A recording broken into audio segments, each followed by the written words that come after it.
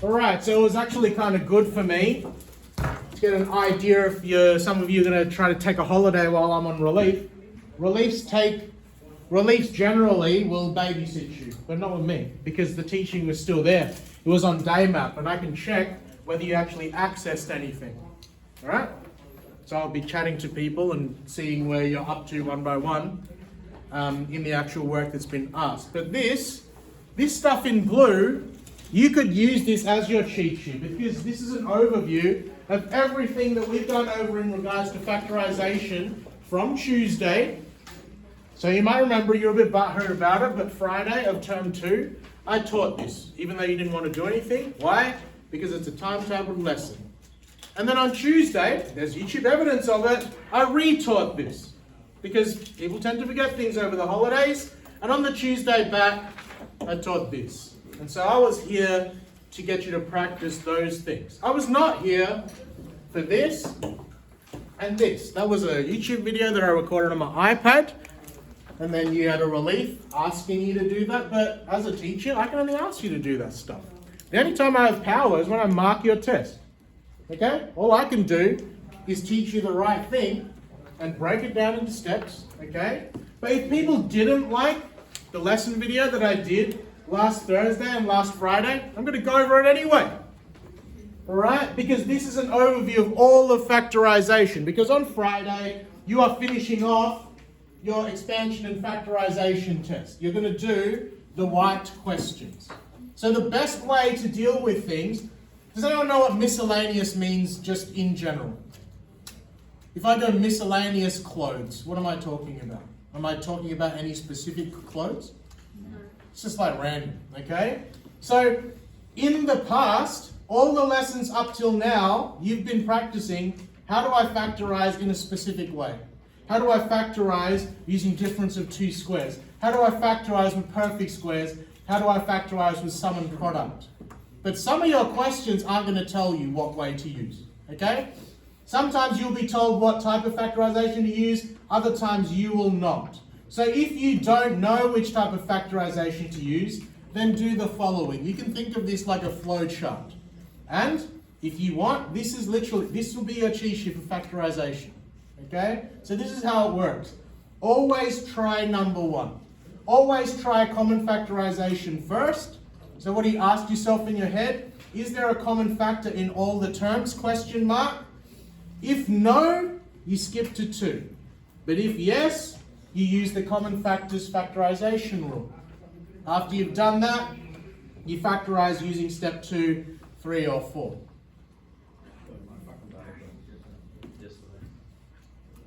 Is anyone here to listen to you? Don't talk. I'm teaching you.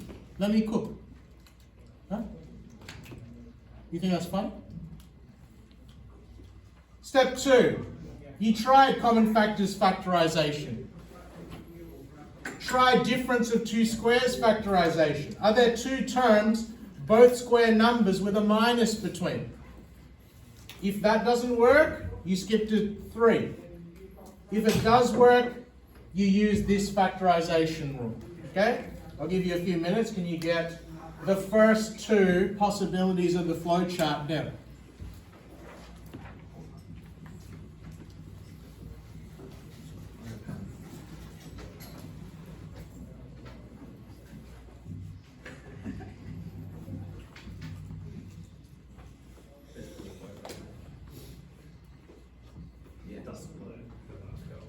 Do you need a pen? I've got a pen. You need a pen as well? Am I like office works or something? Yep. So it's not that. You're in school. You want those? I don't have any sharpens.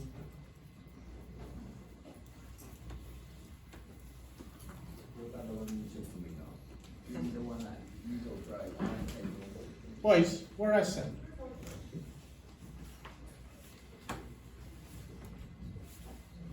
Alright, you tried 1, you've tried 2.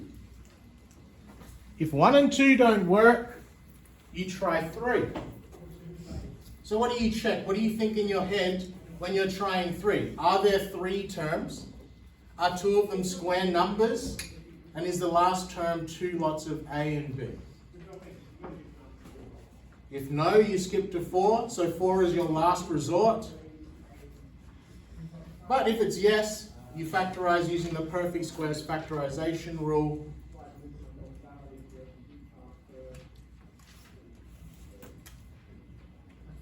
Don't worry, I'll demonstrate all of this. I'll demonstrate how to use that flow chart or the little steps.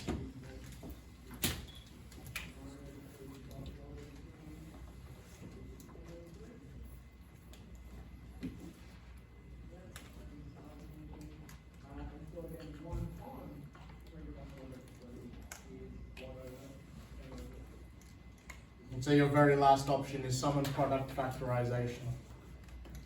Step 4. You've tried all those, 1, 2, and 3. You've skipped down to step 4. Are there 3 terms? And you tried 3 and it didn't work. So when you got to that situation, it's this rule. This is the most complicated one. I think I only asked you to do it a couple of times in your test.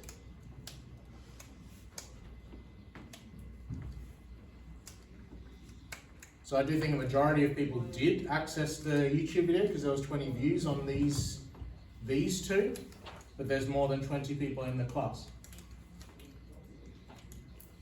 Also, when I look at DayMap, some people haven't accessed the DayMap material since the 4th of July.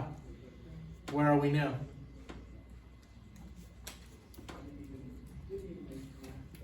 I keep tabs on everything, people. That's why I recorded the layers of accountability rant.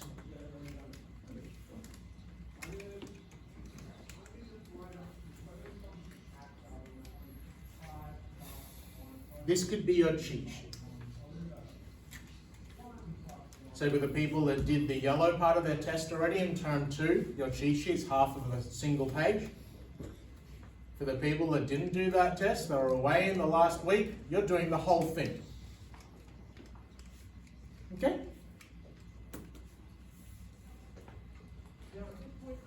But you'll have a double lesson's worth of time.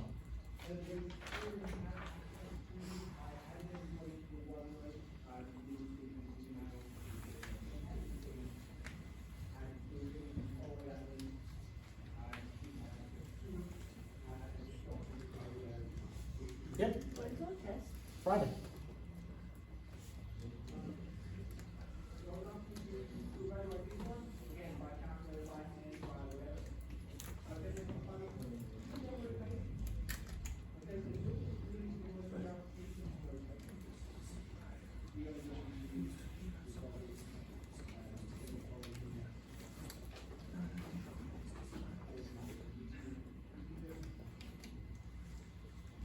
I'll leave this here, but I'll shift the left one over so I can demonstrate the use of this flow chart for people on questions that you might encounter.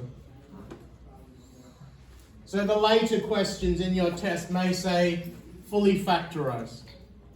Is this telling you what kind of factorization to use? Is it saying use perfect squares? No. So as soon as you see that, flowchart time. Always try common factors first. Is there a common factor in all of these terms? Is there any numbers in x cubed? No? So a common factor is not going to be a number. But is there x in both of these? Yes, sir. This x cubed is x times x times x. Do you agree? What am I timesing x by to get 64x? What's the sign between 64 and x? Times. What's the biggest chunk in both of those? What's present in both of these? X. So you've identified a common factor in both sides. What happens to the common factor? Where does it go? Left. What's left over here? X times x is x squared. What else is left over? 64.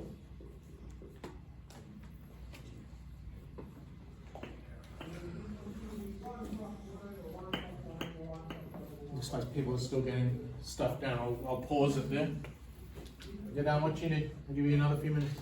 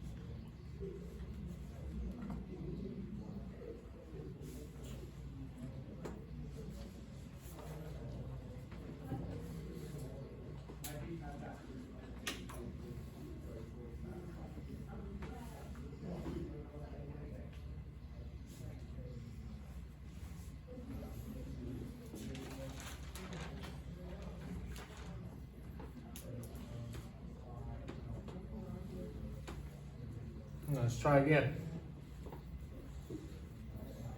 Does this working out demonstrate using common factors? I tried this. I looked for something common in them. What's the common thing? There's x in both of them. The x went out the front. What's left over? X squared 64. What does the rest of this say? If yes, remove common factor, then factorize the brackets with 2, 3, or 4.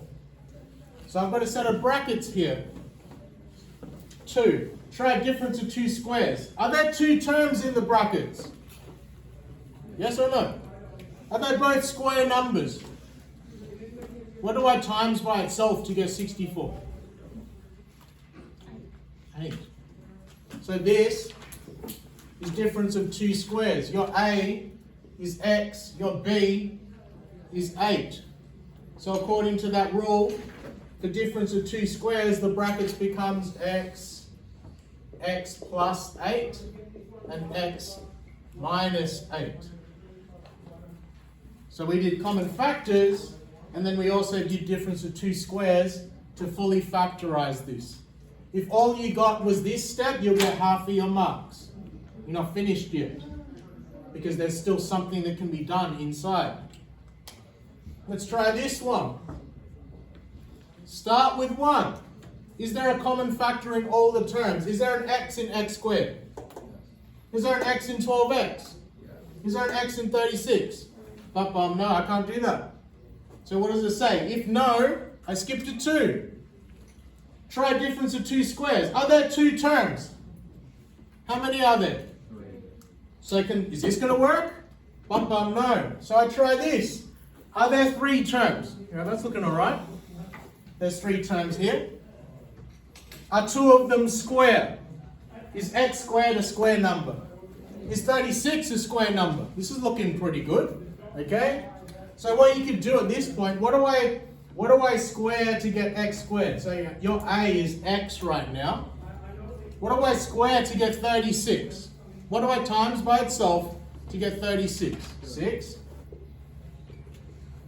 So the last thing you check here is the last term 2 lots of A lots of B. Is 2 times by A 2x? And is that 2x times by B, which is 6, is that going to be 12x here? 2AB. So is that a perfect square situation? So that factorizes to x. Which version is it? Is it the top one? Is it the plus one, or is it the minus one? Minus.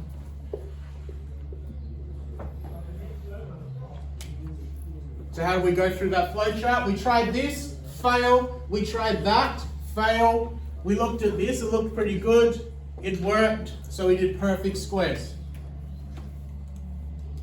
Last one, and this is the hardest of the situations, but I'll demonstrate the whole flow chart.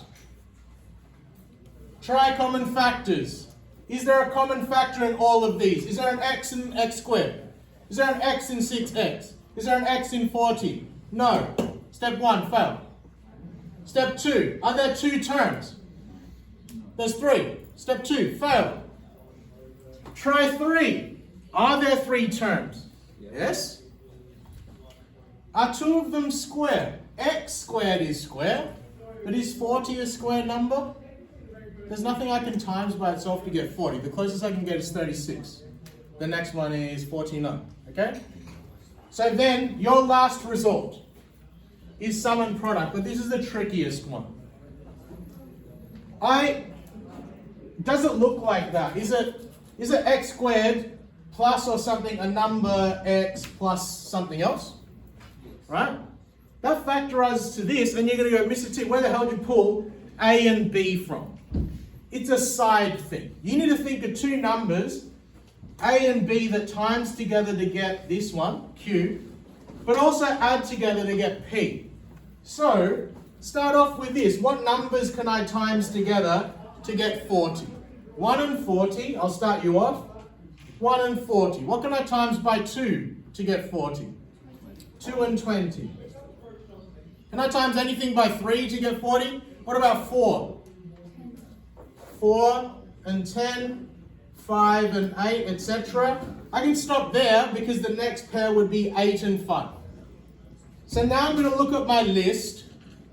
Is there any pair here that I can add together somehow to get 6? What numbers can I get adding and subtracting 1 and 40? I can get 41, or I can get 39. Is that anywhere close to 6? Is that, sorry? You're skipping the, yes, she's right, okay? How do I get negative 6 with 4 and 10? 4, take 10. So it's going to be 4, take 10. So that is your A, 4, and B is negative 10. So now you can apply this factorization here. So that's going to be X, what kind of a 4? Positive 4, bracket, X, what kind of a 10? Negative 10. So that's where the A and the B comes from, okay? I'll stop the recording now so you can get your talking out of the way.